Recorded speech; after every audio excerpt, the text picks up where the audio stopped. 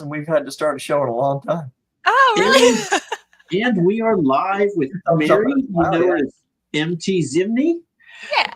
Mary, how are you? And why on earth did you agree to come on to our show? You should know better. You do a community service or something? Oh no, that's in a couple weeks for something else. No, I like chatting about books. I especially like chatting about my books. I think as every author's like secret vice is we love to talk about the stuff we wrote. So when you reached out and they're like, "Hey, you want to come on?" I was like, "Absolutely, I do." So I'm a stay-at-home mom. I talk to a 2-year-old all day. It's nice to talk to like adults.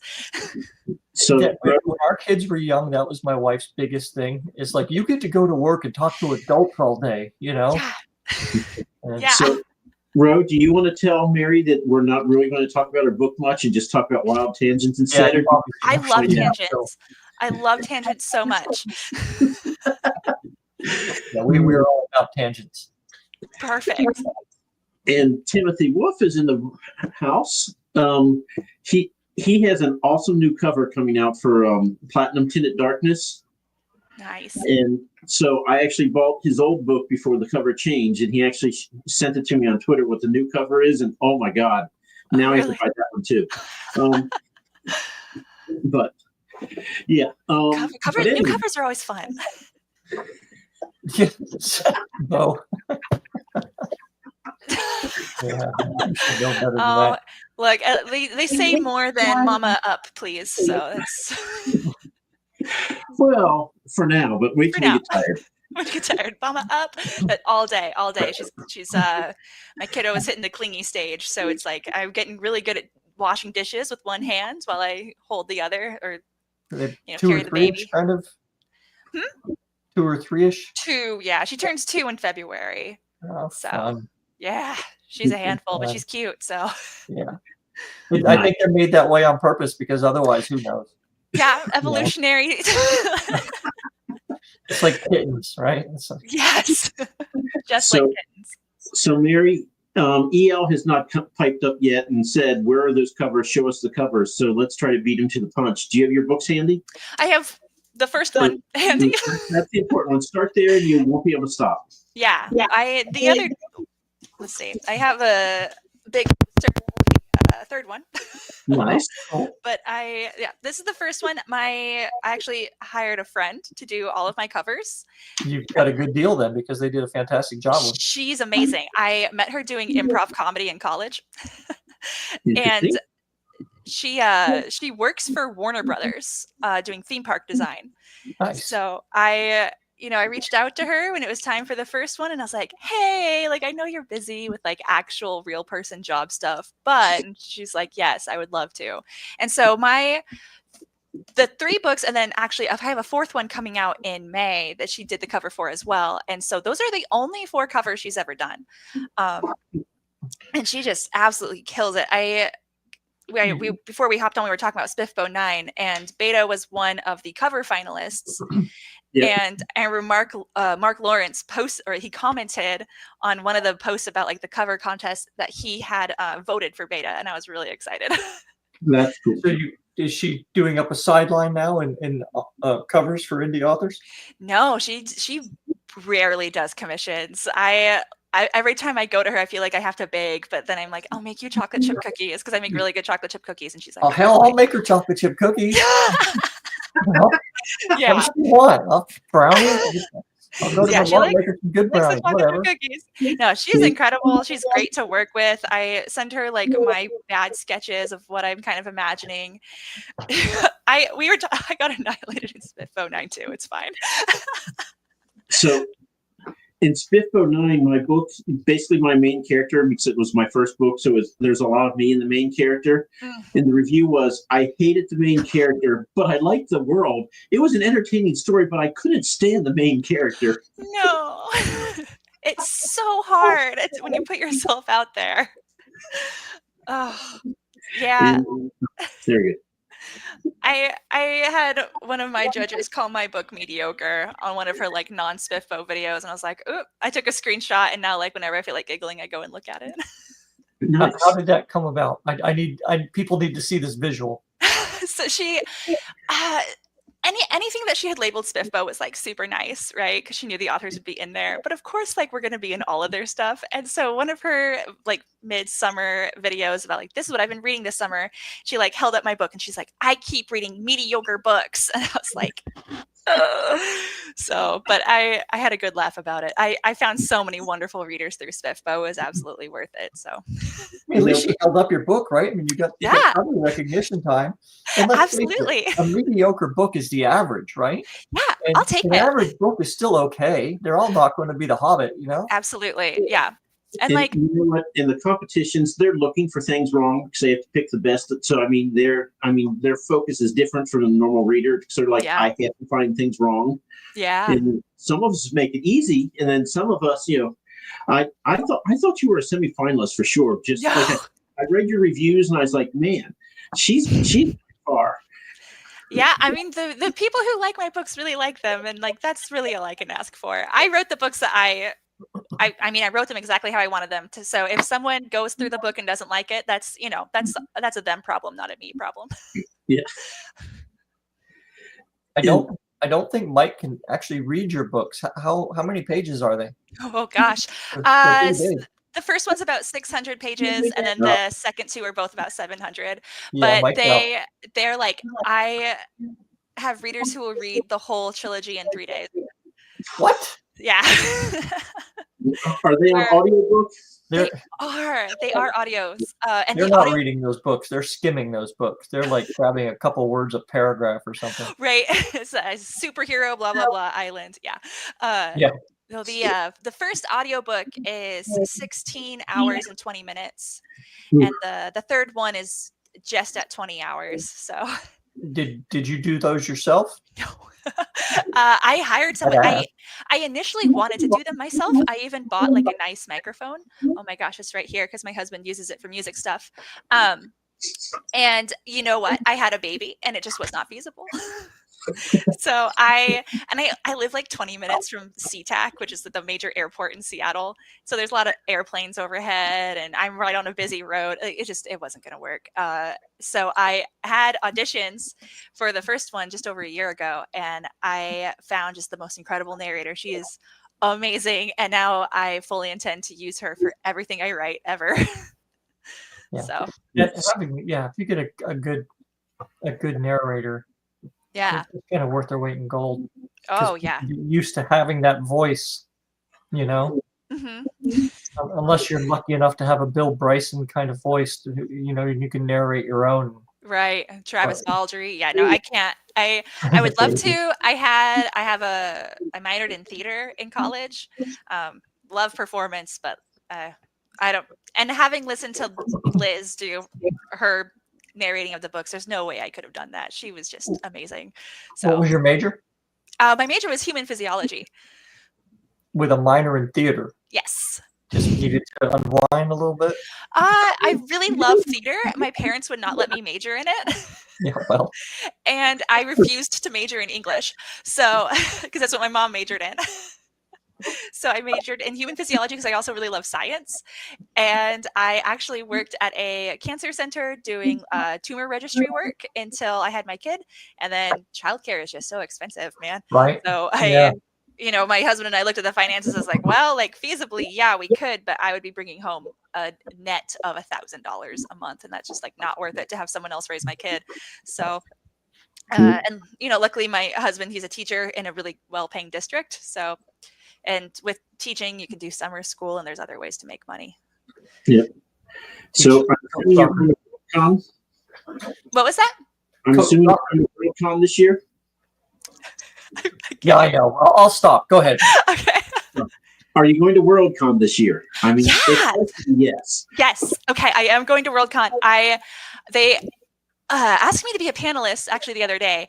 I don't know like for what kind of panel, but and okay. I'm still waiting to hear if I got a booth. I did apply for a booth. I have not heard on that. I'm not holding my breath. I'm sure it was very competitive. But I did get asked to be a panelist, so I filled out a survey about that. So hopefully they get back to me on that. I will be at Emerald City Comic-Con, which is huge here. It's the third largest Comic-Con in the States behind San Diego and New York. And oh, wow. the author section has been growing like insane every single year. So I did it last year and it was amazing. And I just ordered my books for it and feeling a little light in my wallet. But you know, I have hope. I have hope that we'll be able to sell plenty of books and meet lots of But I readers. read your blog post, and apparently you did pretty well last year. I Yeah? did. Yeah, I did. It was very successful, and I don't know if everyone was as successful. I mean, if I'm paying $400+ just for the booth, I'm gonna go all out to bring people to my booth. You know, I don't know if you see my content online, like I'm dressed up as my character half the time. I made her armor myself. And so, you know, at Comic-Con, I'm dressed up. I have my friends dressed up running around the con, and I'm on my feet the whole time trying to bring people in. And sometimes I'll look like down the row at the other authors and they're like writing their next book. And I'm like, you're not going to sell books if you're at your table writing a book. Yeah. I've never been able to write a word at a Comic-Con. No.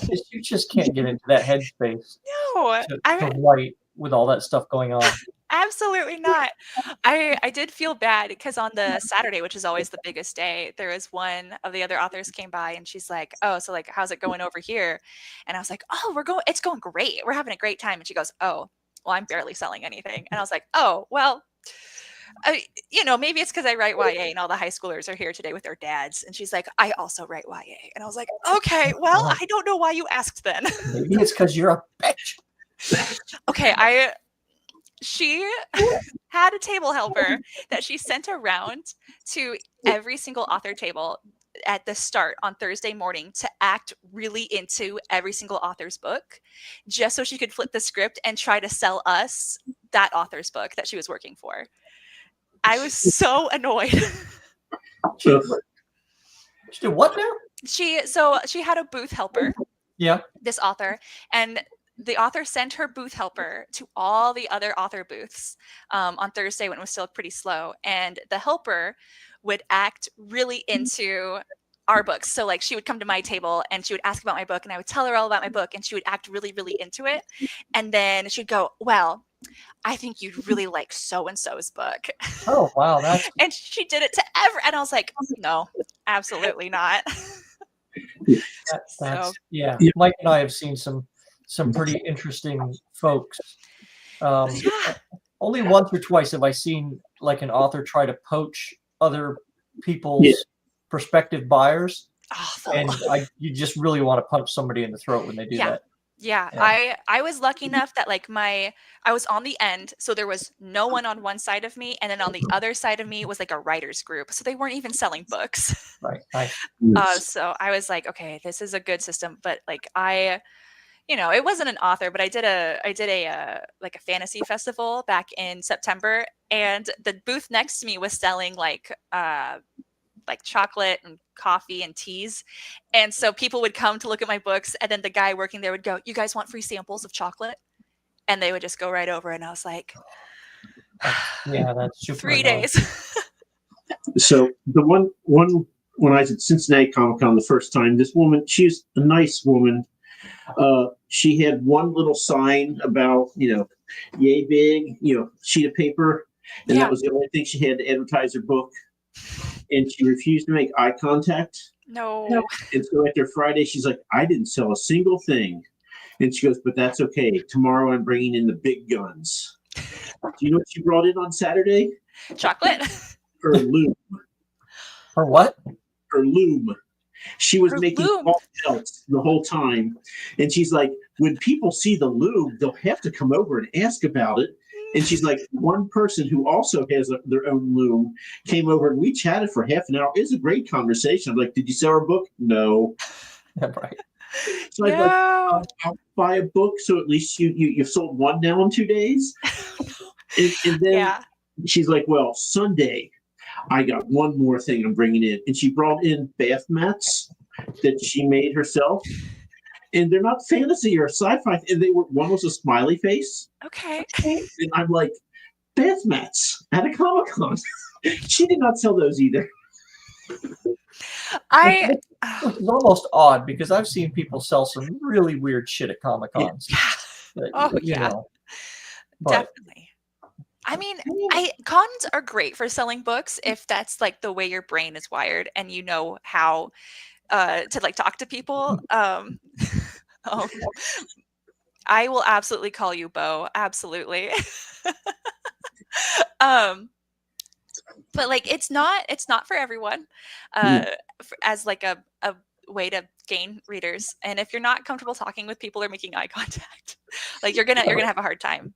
If you dress up like your character, I mean, that's better than any loom, right? Because people are Sure. going to ask you, right, because they don't know who the hell your character is. They're going to Right. ask you, who is this? What is this? Yeah.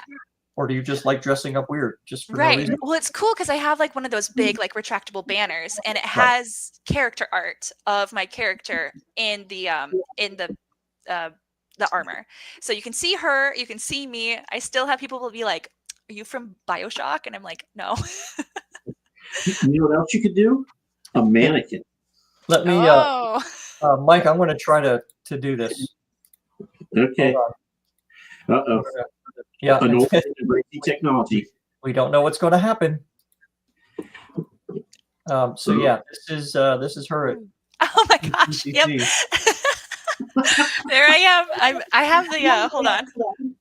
That's right here. That's my villain's hat. Nice. Is that 3D printed? No, it's EVA foam. Okay. I found like a template online from a cosplayer, bought it, downloaded it, cut it out, made it into foam, glued it together. I was it's a lot of fun. Hold on, like it's just... Excellent. You're going to give oh man, you're going to give Poppy a run for her hat money. It's fun because like kids come up and they want to put it on. You're not really selling a ton of books to kids, but sometimes their dad buys it. So did you ever have, I had this once as a teenager, and they ended up buying my book for the teenager. And then the dad was like, I have to be an annoying dad here. He's like, can he come behind the table? Can I take a picture of the two of you together? And the kid was like, Dad. Oh my gosh, yep. The kids who are like tired of their dad are the funniest. The dads who want pictures, the moms who want pictures. There is one I like to make friendship bracelets, right? And I have them for free at my table so that people can like pick them up and go. And it's just like sometimes they'll say like Comic-Con, sometimes they'll say something specific to my book. But it's like a way to draw people in. And so this high school girl and her dad walked by, and I'm like, hey, do you want a friendship bracelet? And she was like, no. And the dad was like talking to me, and he's like, you sure you don't want a friendship bracelet? And she's like, I don't want a bracelet.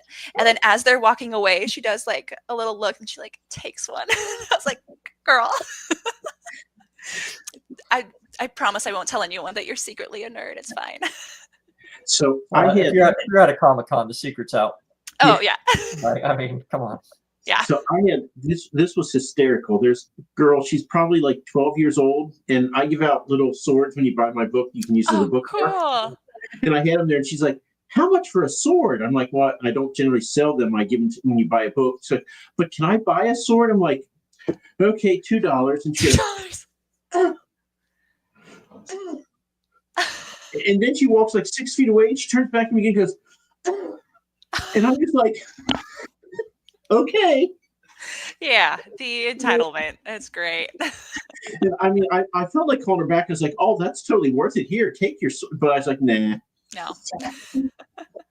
Yeah, I want to do something similar. I want to make stickers of my in-laws' dog. I don't know if you've been on my socials at all, but I had a video about my mother-in-law's chocolate lab go very viral recently. Like 12 million, 13 million views on TikTok. Oh, viral. wow. Yeah, it's been a weird month. And you're sitting there thinking to yourself, why'd it have to be the dog? Why couldn't it be my book? So I was able to maneuver it to make book sales because it's just like a silly story about my mother-in-law's dog snuck into our car, and we were like partway home when we found the dog in the car, right? So I put this funny story on the internet on all my author pages, and everyone thought it was hilarious.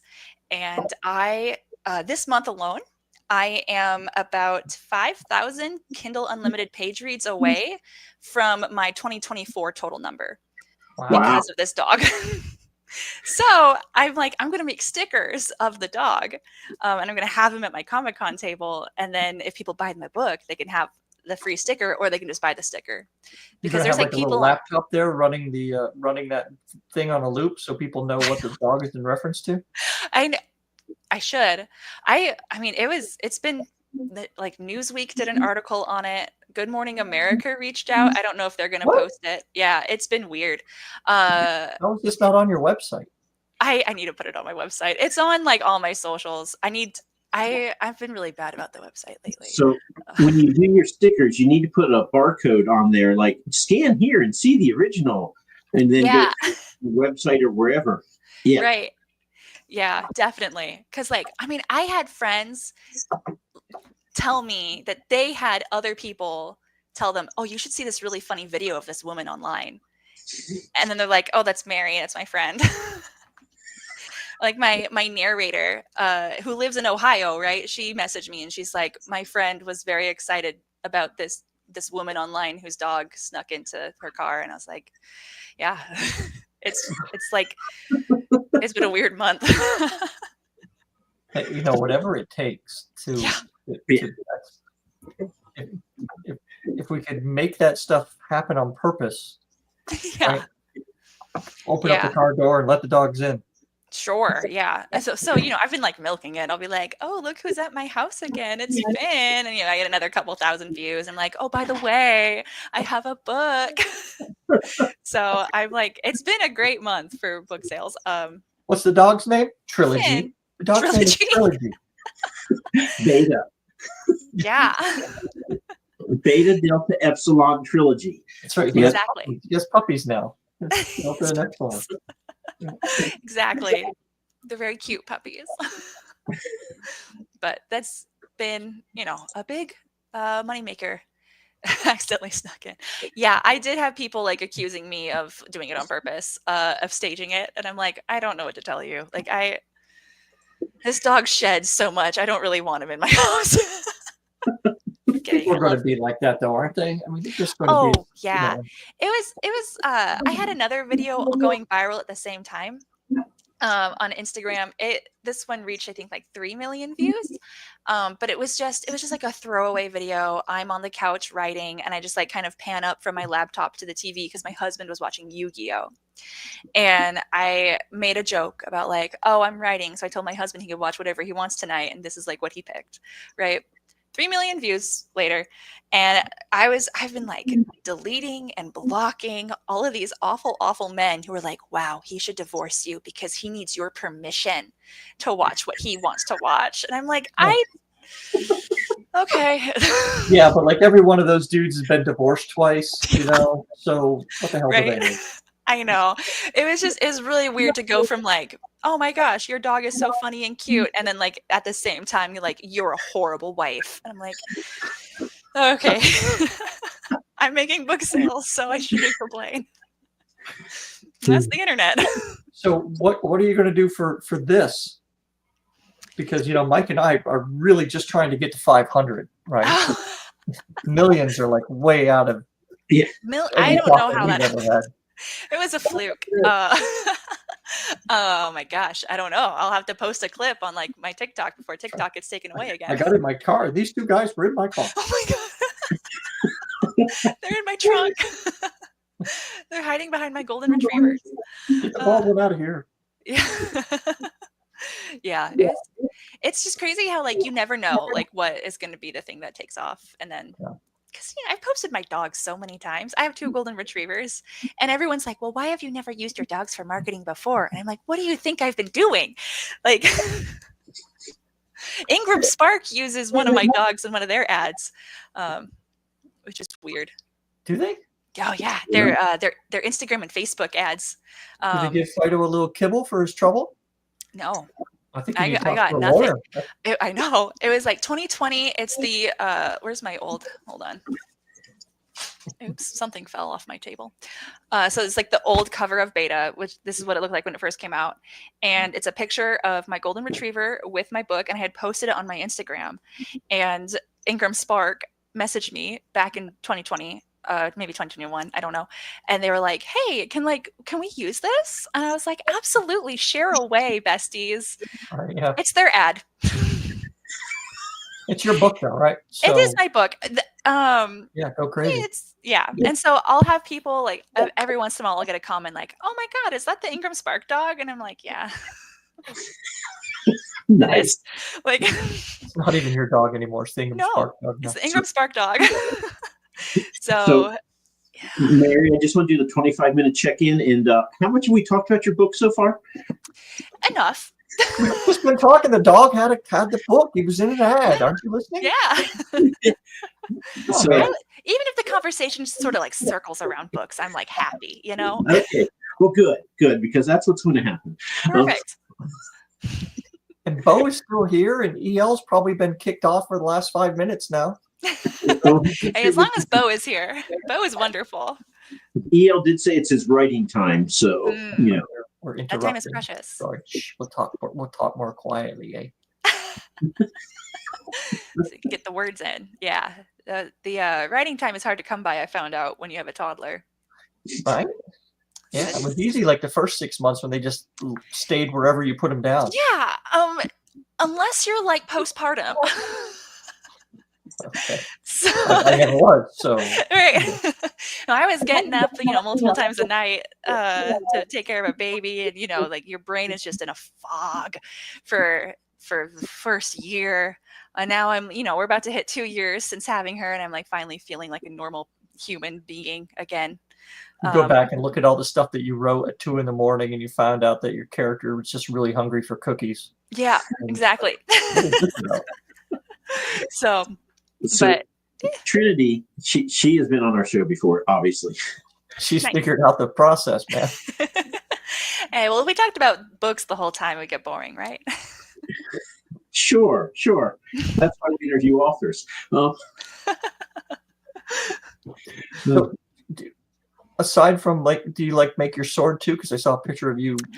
Yeah, so I did not. I did not make the sword. Is the sword in here? The sword is in here. Hold one moment. Okay.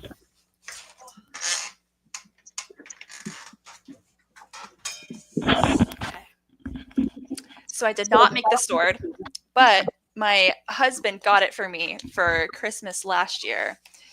So it is a Viking style sword, an Ulfbert style sword, which is pertinent to the books. There is a Viking sword in the books that the main character does use on occasion. So that's what that is. But no, I am not a sword maker. I do make chocolate chip cookies, as I said, and I can make foam armor decently okay. And that's about it. This day and age, cookies are much more important than swords. They are a lot more use. Yeah. So, but sometimes I try to garden, and it's well, we're gonna try really hard this year. I don't know. You think so? Yeah, I'm really good at growing weeds. Weed or weeds? Like thistles. Oh, weeds. Weeds, okay. Not weed. Okay. Thistles and dandelions. When I'm trying to grow cucumbers, I would. I Just totally get the whole would. place smelling like cookies instead of armpit. Yeah. Oh, yeah. The armpit smell is always great. I don't want to deal with food permits, man. My dad was a health inspector. He's retired now, and I'm like, I was avoiding. Just have a big plate, and if anybody asks, say they're for you. Smart. And if they're nice to me, then I can share. Yeah. I know they are really good cookies. When COVID hit, we're all at home. I was like, I know what I'm going to do. I'm going to make the perfect cookie recipe. And so I looked up a ton of YouTube videos about the science behind chocolate chip cookies. And I was like, okay, now I'm going to go find a cookie recipe and I'm going to change it based off what I learned in those YouTube videos. And now I have the most bomb chocolate chip cookies. So is it soft, crunchy? They're soft, but they have sea salt on top. So there's kind of that little crunch there. Yeah. You know how people say if there's no video, it didn't happen? Oh, there's video. If I don't get to eat this cookie, it's not the best ever. Fair enough. Come to Seattle. We will send you an address and you can ship some cookies. Perfect. Yeah, they're pretty. I have the recipe posted on my Instagram, my YouTube, and if you go far back enough on TikTok. because I branded it to my villain a little bit. We're getting cookies at Worldcon. Bo, if you ask for cookies at Worldcon, I will make sure you get cookies. So Oh, I will be at Worldcon, by the way. Awesome. you don't need cookies.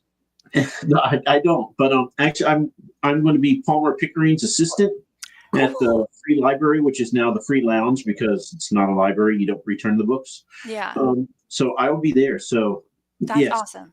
and I Yeah. will have lots and lots of my books there, and I'll be like, "You want to read a book? Here's a great one."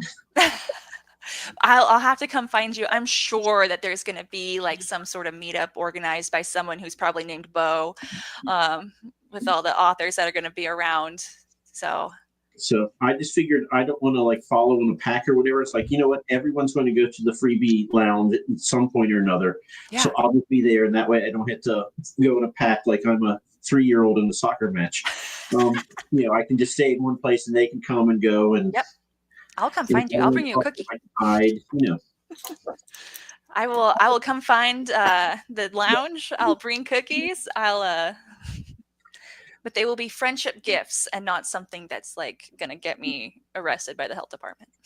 There you go. And I think Palmer said in March he's going to put out the call for people if you want to donate your books to the lounge. Definitely. So Yeah. I did that last year. I had some in Glasgow, and I was like, Palmer, you just asked for books. You didn't say how many, so I sent like 6 of each of the first of my books in the series. Like, Nice. what do you want? She goes, anything is fine. She's like, I did 16 of the first book in all of my series. I was like, 16, you say? That's a lot. So Nice. I'll probably do 16. I'd like to do 32, but I had to then pay for 64 books. So we'll see, at least 16 of each. Yeah. No, But- that'd be awesome. That's so cool. Yeah, I'll have to see. I should hear about a booth by Valentine's. Again, I'm not like holding my breath or anything for it. But then I have 2 cons coming up, and I'm sure I'll have books left over because I always try to order enough to have enough left over. So I'll have to donate a couple. Cool. Well, yeah, stop by. You can even do it the day of and just stop and, hey, here's some books. That'll be easy. I live here. There you go.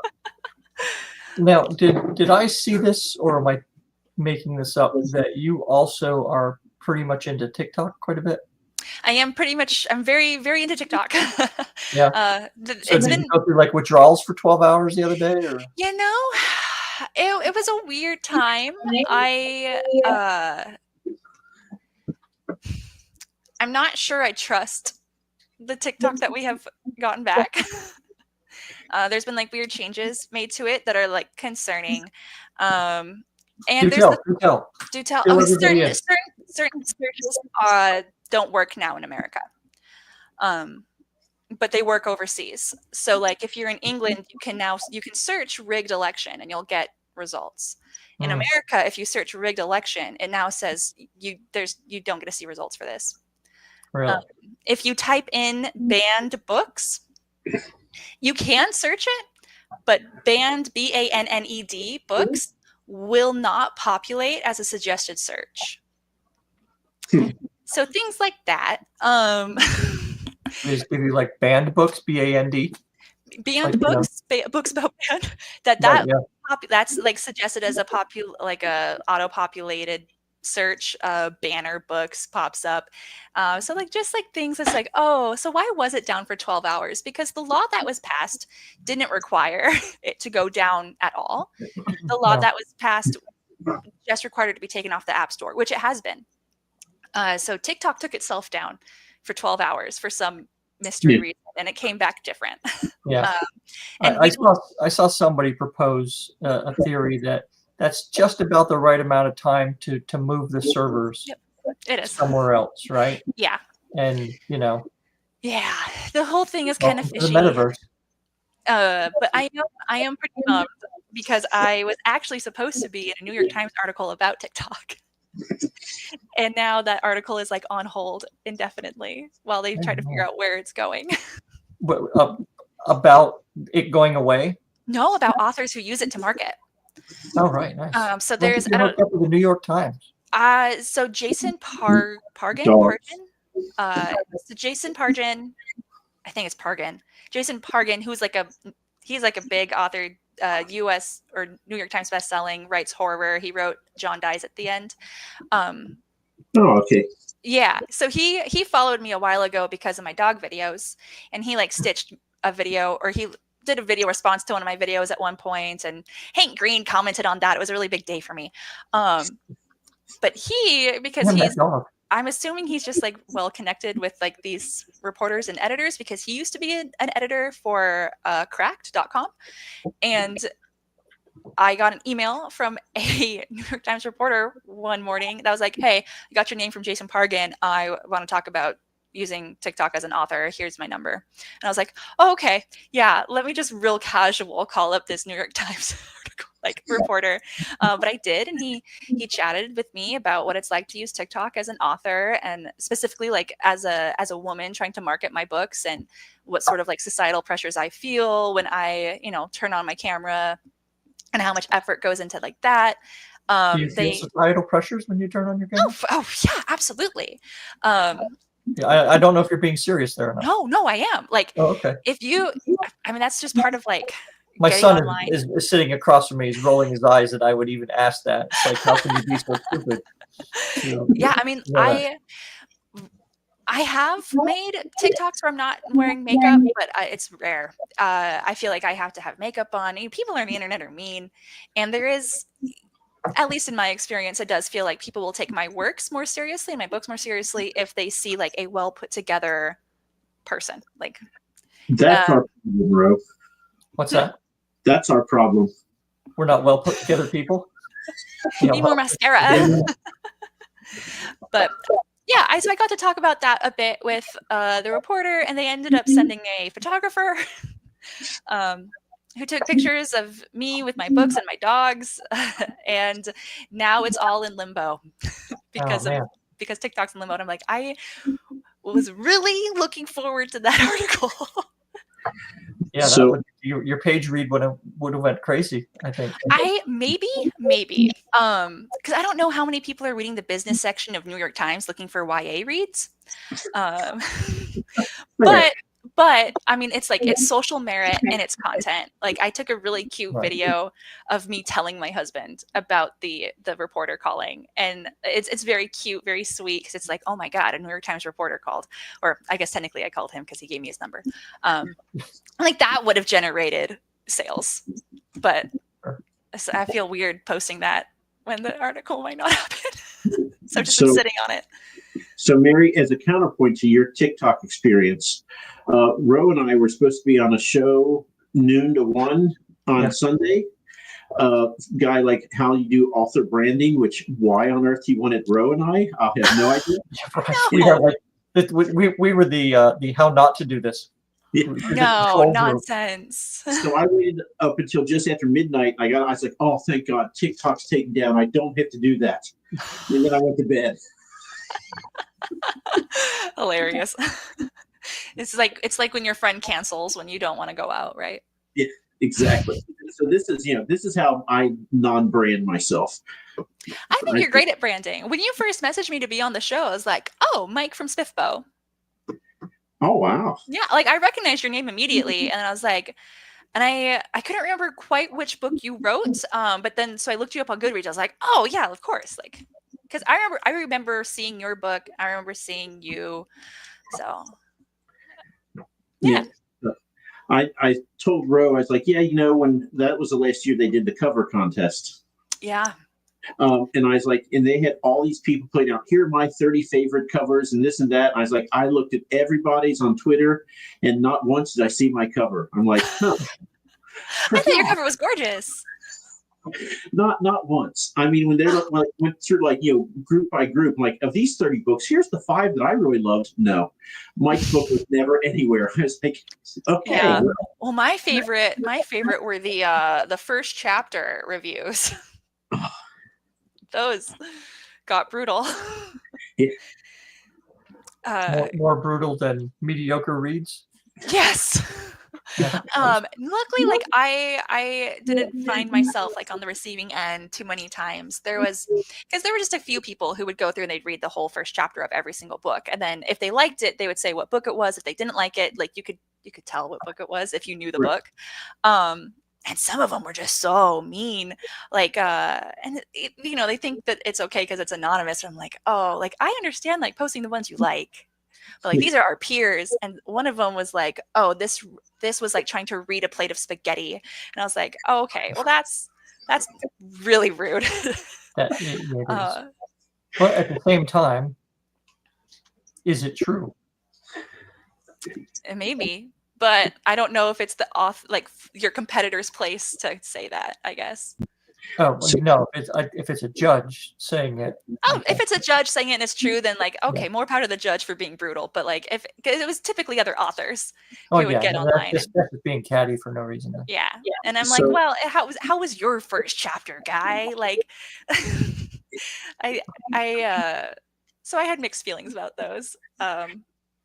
Yeah. So I'm doing Space Mode this year with my sci-fi book.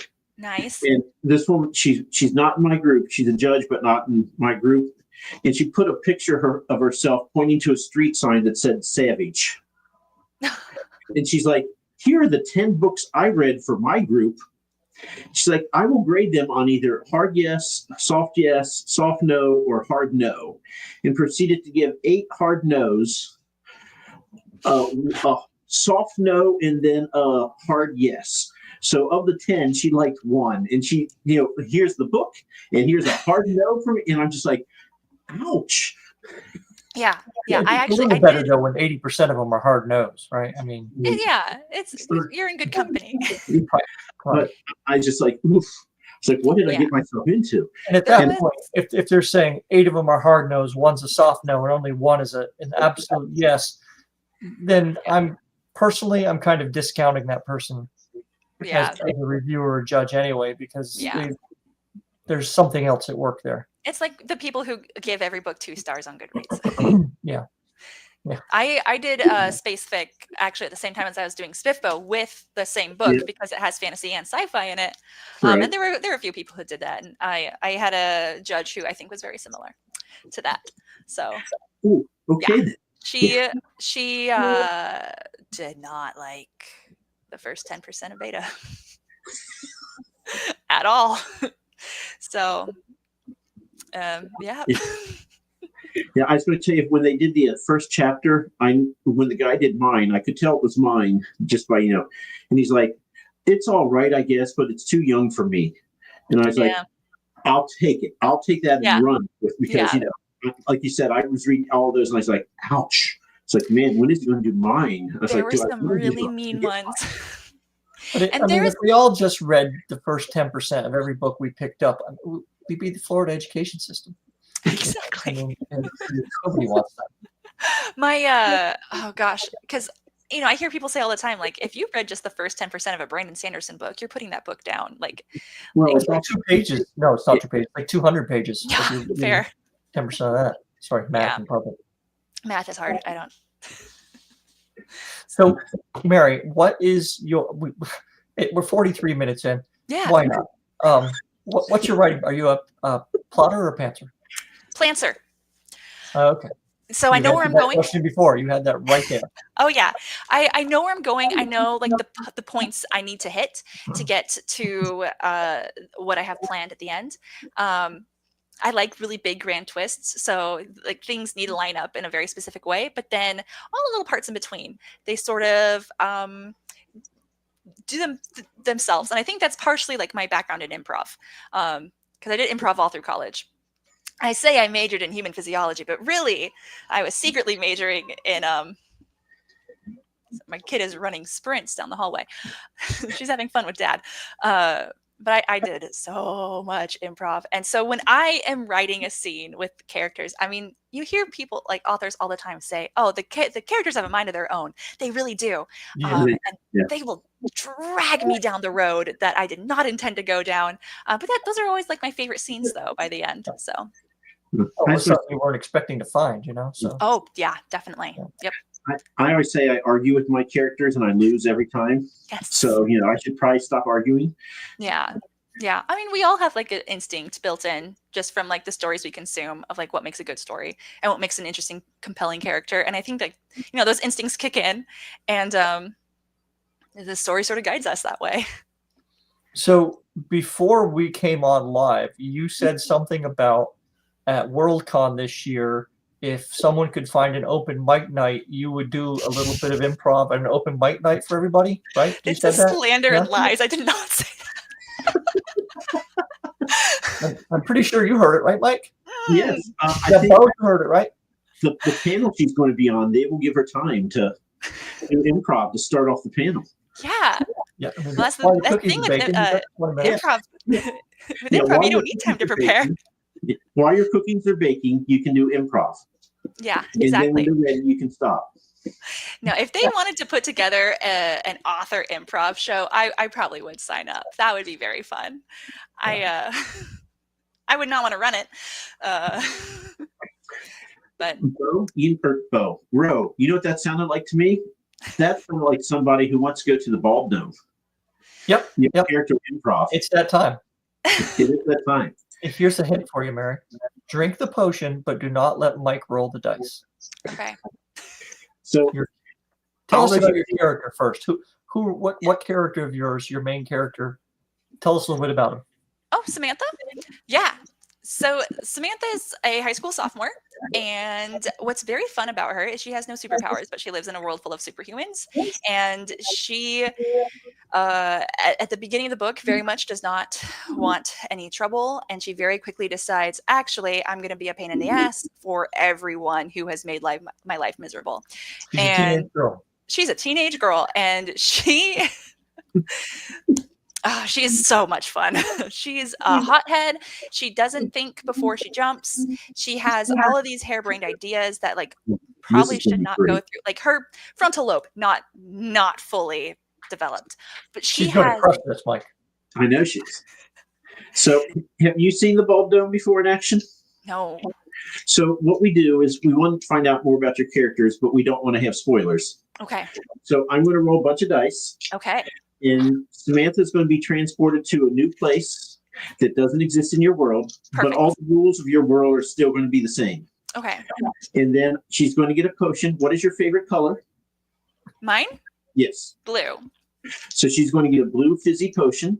Okay. She does not know what it does, but it is a 100% effective whether she decides to use it or whether she decides to throw it at the potential adversary. Okay. 100% effective, but you don't know what it does. Yes. And then she will get a choice. She can get a regular item or she can get a weapon. If she chooses a regular item, she will face a regular animal. If she chooses a weapon, she will face a fantasy creature. And we will set up the scene. She will turn around the corner. She will see whatever right there. And then you take over and tell us, how does the scene end? Is it a Okay. fight? Does she run? Does she end up making a pet? You know, whatever. Sure. Don't care. But Sure. you just tell us, what would Samantha do in this situation? And just to let you know, our expectations are very high with you having all the improv experience. Oh God. Lower them a little bit. Okay. Dan So- Nolan is just he's gunning for that. Just to let you know. Well, Samantha's picking a weapon. She's She's a 13-year-old girl. Of course she's taking 15. a big So, pokey shiny thing. so I've been hoping for this one for a long time. She has been transported to a cursed swamp inhabited by monstrous rodents of unusual size. Oh, the RUS. Oh my goodness. So her love interest is actually named Wesley. Nice. Oh. Perfect. So She has a blue fizzy potion. She does not know what it does. And now she gets to pick between a regular item or a weapon. Which does she choose? she's picking a weapon. So she would have got a wagon wheel had she chosen a regular item. Okay. Very But useful. it's a weapon which is 16, which is an arbalest, which is a type of heavy crossbow. Oh, awesome. Okay. And so now she does not face. If she chose a wagon wheel, she'd be up against a black mamba. But she chose a weapon, so she gets to face whatever number 20 is. And I never roll numbers that high, but 20 on the list is a ghoul. So she has a heavy crossbow. She's facing a ghoul. She has a blue fizzy potion. She's in a cursed swamp with rodents of unusual size. She pushes the Spanish moss out of her face. She turns around and lo and behold, there's a ghoul right before her. What does she do? So is the ghoul does it have like a physical form that she can even use a weapon against? I would say it's kind of like a ghost, and I would say that iron hurts them, and you have a crossbow, so potentially you have an iron tip, but just the so if you want to swing the arrow, and Sure. yeah, not a lot of help. Okay, and I don't know what the potion does, but I can use it. Correct. Okay. So she's gonna throw that potion. Okay, well, you just made the first time ever the world's most dexterous ghoul. The most dexterous ghoul. Okay. There's a potion of dexterity, so now you have a very dexterous incorporeal form of a ghoul. Okay. And she has a heavy crossbow with an arrow. All right. So she is going to try to, I guess it's a crossbow. The ghoul. She's gonna miss. She's Well, Mike's going to roll for it, so missing is just beyond a doubt. Yeah, I already know she's gonna miss. She'll be lucky if the string doesn't break and shoot herself in the face. Yeah, she's had worse. What is that, Mike? A one. It's a one. It's a one. So when the string breaks and she shoots herself in the face. Nice. Okay. Is that what happened? You tell us. Okay. Now it probably ricochets off a tree. I'm imagining it goes it misses the goal, ricochets off a tree, comes straight back. Physics don't work in this swamp, I'm assuming, and it just impales her straight in the leg. But that's not something she's unaccustomed to. So, wow, this is gonna be good. She's now extra pissed off, right? She's now going to take the crossbow, and she is going to try to use it as a bludgeon. I was just going to say, don't forget about the rodents of unusual size. They are around there somewhere too. Okay, great. So she ditches the crossbow and she takes a rodent of unusual size and chucks it at the goal. It's like a hammer throw swing. She's not what I call a dainty young lady. No. Okay. 15, bro. So how does the tossing of the rodent go? Who are you talking to? 15. You tell me. I never played D&D. I mean, 15. Yeah, the rodent would hit it. I think. Yeah. Okay. Great. All right. Okay, it hits it. I think at this point the ghoul is more taken aback by anything than anything. You're right at me. Yeah, he's like, okay, that is not the rodent of unusual size is very offended. And now they're going to have a very, very snarky conversation where they're actually going to decide, oh, we're not enemies at all. You're right. I'm in your swamp. Can you help me find my way out now that I have chucked a rat at you? And then swamp gas comes up underneath the ghoul and just makes it dissipate, right? Yeah, and then I guess no one's going to tell her how to get out of the swamp. That is oddly one of the more satisfying endings to one of those. The person shot themselves in the leg. Yes. Picked up a rat. Yeah. Threw said rat. Yeah. And that was the icebreaker they needed to have meaningful dialogue. Yes. And that is Samantha in a nutshell. So this needs to show up in one of your books. Maybe just like a short story or something, but bonus content. There is a hamster in the book. And even Wesley can be there with her because Wesley usually is. He's always right behind her as she charges headfirst into danger. Yeah. So after that little introduction to Samantha, go to the scrolling link below, and you can find your copy of Beta there, because I don't think anybody could hear that and not think that this is an interesting character that you want to learn more about. She was so much fun to write. I will say she was so much fun to write, and I have so many readers tell me she is so much fun to read, but so frustrating because she does dumb things like that. But it always works out for her. So what do you think the chances are that your daughter is going to grow up to be that character? 100%. This child is already I went to buy my mom a nice necklace for Christmas at one of the nice jewelry stores in the mall. And my kid is just snow angeling on the floor, and the security guard is laughing at me. And I'm sweating because I'm in a sweater, but she's almost 2 and so wiggly. And the poor jewelry worker, she's like, "Do you want water? I can get you a water." Because I was just yeah. And then Nora is just booking it. Like, oh, like, okay, like we got the nice necklace. I got my water. The security guard had a good laugh. I think you'll learn soon enough that you always keep an extra sippy cup for mom, Yeah. and keep it full of wine or something. Yes. That's like, as soon as she goes to bed, I'm like, and it's rosé time. There you go. It's wine So- o'clock. Yep. Now I want to write like a heist story where one of the crew comes in with her daughter and does this exact same thing to distract the guard. Use the Yes. Yes. You know, it's so funny. I actually did just write a heist story that involves a mother, and she goes through this whole heist with her newborn strapped to her chest. It's coming out in an anthology next month. So, Nice. yeah. So It's- what's the next book you're working on? A different, same world or different whole different thing? Whole different thing. Still YA. This character is like, Samantha's pissed off. This character is like pissed off. Like she does not want friends. Samantha at least wants like friendship. This Ren is my new gal. She absolutely 100% just wants to get into her dream college. She's on the wait list. She did something inadvisable, and she wrote her admissions essay about her father, who was like absentee her whole life, but he is like an alumni or an alumnus from this college, and he's on their lecture route. And so she's like, well, maybe I shouldn't have done that.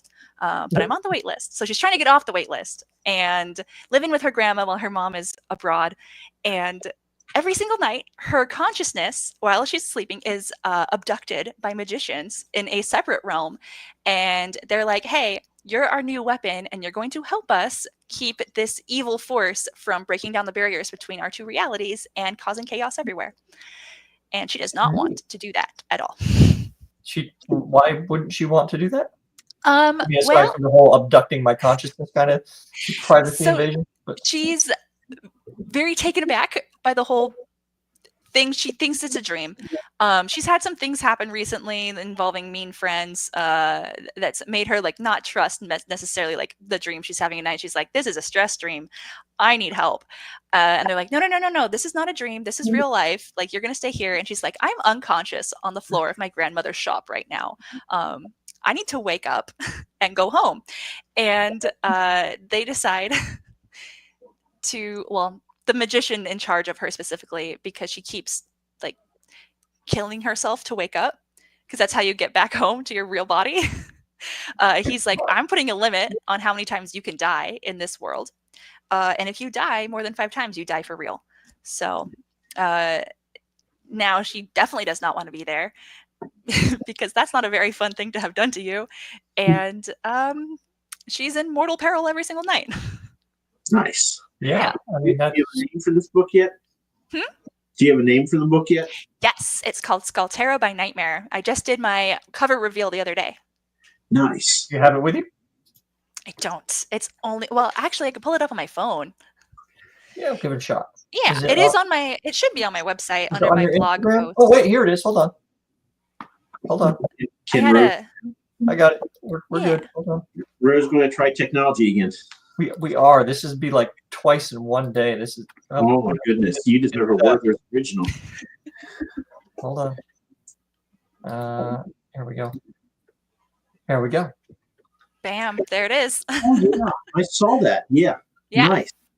Yeah, So your cover artist. You need to keep her on payroll or something. Oh, I do. So Nice. she's great. She doesn't charge too much, just because I'm her friend, and she does a bang up job every time. Like, her work is just like incredible. So, yeah, Skaltera by Nightmare. It's the first in a duology, so there'll be one more, and I'm very, very excited about it. So the main character has been a lot of fun to write. She's similar to Sammy in some ways, but like completely different in others. Yeah. No, that's a great kind of pretense for this the plot. Thanks. You I'm still have- working. Oh, Hmm? go ahead. I was gonna say I'm still working on that pitch, right? I haven't had a lot of time and experience trying to tell people about it, I guess. So So when is it supposed to come out again? May 29th. Okay. Nice. So So when you write, do you always write angry young females, or? Oh yeah, I love to write an angry young woman, usually with a sad boy who is desperately in love with her. So the music you're listening to while you're writing this is Alanis Morissette or something like that? It's what do I listen? I listen to oh gosh, I found this band. They're very small, so I don't know if you'll have heard of them, but they're called the Family Crest. And their genre of music is labeled Baroque pop. And I know it's very dramatic. There's saxophone, there's strings, there's a flute. I'm in love with it. And the vibes are just perfect. Like that's what I've been like listening to on repeat is like this band no one's ever heard of, called the Family Crest. And like again, their songs are so dramatic for no reason, and I love it. Which like that's YA. You should feature them on your TikTok and tag them so that they'll feature your book on their videos. Yeah. You can get some of that weird music lover crossover. Yeah, I should. So they're a lot of fun. They've been a great muse lately. So nice. All right. So Mike, you got anything? I got nothing. No. Awesome. Nothing. Another cold day in Virginia. Yep. So sorry. We're envious of Seattle. So, yeah, it's been dry. Don't forget, everyone, if you're going to be at Worldcon this year, there will be cookies and comedy, courtesy of Mary. I mean, when they asked me to be a panelist, they asked if I had any suggestions for a panel. That was your. Maybe I should get in there and be like, hey, open mic night for authors do comedy. And if they do bad, then we go mass 1-star them. All your books. 1 star. Your joke was dumb. Or you just have a judge go, I've spent all night with mediocre comedy. Hey, that sounds like a good night to me. Could be worse. If you need to do dad jokes, let me know. I can rustle up several. Oh, perfect. We love a good dad joke around here. All right. So May 29th, look out for Scalding? Sculptera by Nightmare. Sculptera, sorry. By Nightmare. You're good. It's a made-up word. Go look up Mary's books on the website below. And Mike, when are we back? I knew you were going to ask me this, and I am unprepared. I believe we're Thursday. That is on brand, Michael. Yeah, well, give me a second. I believe it's this Thursday. Where are we? No, it's tomorrow, dude. It is tomorrow with S.A. Ernster. We are on. So 7:30 tonight. We are on at 8 p.m. tomorrow, and then 9 p.m. on Thursday. Yes. What the hell are you doing to me, man? You know, we are talking to people who are not in the Eastern time zone. And sorry. Then next week, we do have somebody on the 27th. Then we have somebody on the 30th, 31st, and 1st. Wow. You're killing me, Smalls. Dang. So creature creation, but details. But yeah, Mary, thank you. I knew you'd hit this out of the park, and you guys I'm are looking great. forward to your comedy routine. Thank you very much, Mary. Thank you, guys. Thank you to all the folks who took an hour and 3 minutes of their lives to join us. We appreciate it. Time well spent. Sure. Thanks, guys. Well, time spent. Yeah, time